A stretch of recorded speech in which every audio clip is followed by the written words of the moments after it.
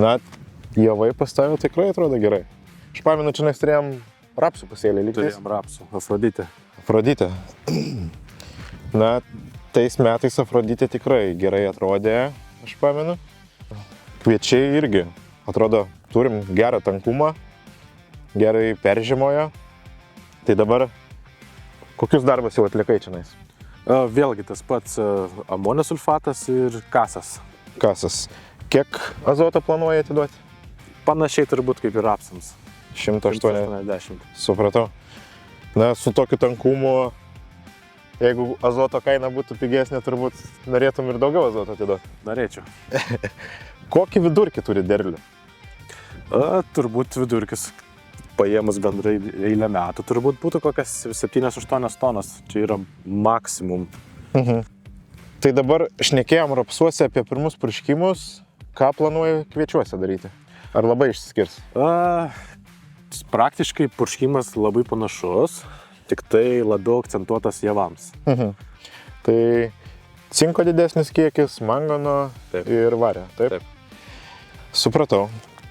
Tas pats kombimaksas? Tas pats kombimaksas, tie patys visi varis, manganas, cinkas. Tai kodėl renkėsi, pavyzdžiui, kombimaksą tiek rapsuose, tiek javuose? Nevargsiu su purkštuvu, tiesą pasakys. Susipilu, susimaišau, man chemijos nesutraukia, ta visą mikroelementų, aš galiu maišyti su daug kuom. Tai labai patogus reikalas. Aš gal taip agronomiškai išskirčiau, gal ne visada akcentuoju tą dalyką, kai priimam sprendimus, tai kodėl būtent aš tau rekomenduoju tą kombimaksą, tai jeigu pažiūrėtumėm jo plačiai sudėti visą, tai matome, jog tenais yra ne tik metalų, bet yra ir boro, ir molibdeno. Taip. Tai kaip manai, ar boro būtent reikia vegetacijos pradžiai? Šiaip borą naudoju kokius jau 3-4 metus visą laiką kviečiams. Nedidelės normas, bet manau, kad tikrai reikia. Tai, Laurynai, vertinu tavo atsakymą ir norėčiau šiek tiek pagrysti galbūt boro naudojimą javuose. Tai dažnai mes akcentuojam, jog boras reikalingas būtent prieš žydėjimą, bet kiek žinome, krūmyjimuose tarpsniuose formuojasi varpa.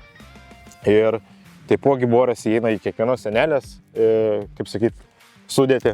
Taip. Tai kadangi augalas sparčiai auga, dalyjasi, tai tas boras būtent šiuo momentu kritiniu, kada susiformuoja varpa, tikrai yra aktualus.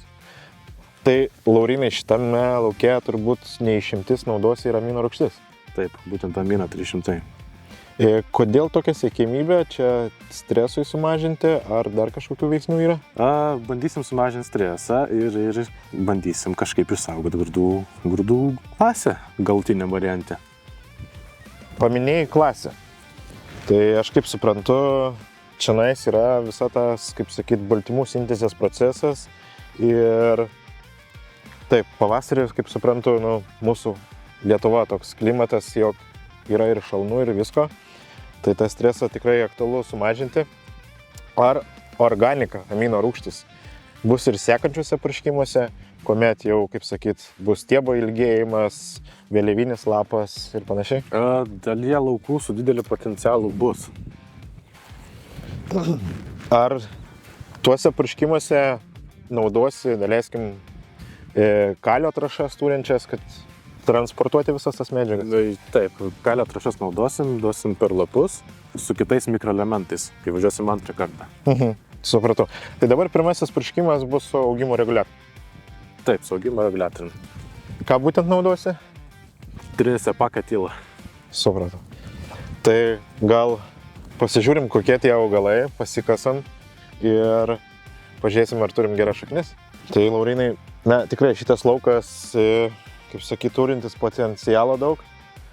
Turim gerą tankumą, ta prasme, čia matome ir 3, ir 4, ir net vietomis 5 stiebus. Tikrai puikus įsišaknymas. Aišku, nepaslaptis, šitas laukas turi gerą istoriją. Taip. Čia buvo kukurūzai, mėšlas, žirniai, rapsas ir dabar kviečiai. Taip. Tai sąlygos yra tikrai geros. Kaip sakyt, matome, jog ir naujų šaknelių yra ir ta prasme, augalas tikrai maitinasi ir tos žemės nenubyra. Tie laukai, kurie yra pas save prastesni, Ar tu kažkaip tais kitaip darysi su tais purškimais? Ar paliksi tą patį? Prie purškimo dar dadėsim fosforo per lapus, nes esant tokiom temperatūrom, fosforo tikrai iš žemės nepasims. Supratau. Tai, tavo mintis, kaip sakyt, nors ir turim ir organikos, ir prieš sėjimą naudojam tas trąšas, yra, aš tikrai vertinu gerai, nes apsirūpinti ir garantuoti gerą azoto pasisavinimą mums reikia šaknyną.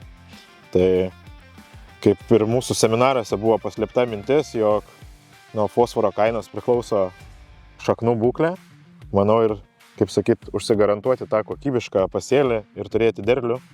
Fosforo panaudojimas, aš manau, tuose prastuose laukuose tikrai yra neišvengiamas ir ta prasme, kad tu planuoji atiduoti 180 veiklios azoto, tau to efekto ir pasisavinumo kokybės tikrai reikia. Ir nepaslaptis, jog gegužės mėnesį ateina tie sausringi laikotarpiai, kada reikia gero šaknyno, kad augalai apsirūpintų visom maistiniam medžiagom. Tai tas startas su fosforu, amino rūgštimis, tą, ką mes darom visada su Kombi Maxu, pagrindiniai metalai, tai, manau, mūsų miksai tie bombiniai šiemet turėtų galbūt ir duotą atperkamąją naudą, nes turim tikrai gerus pasėlius.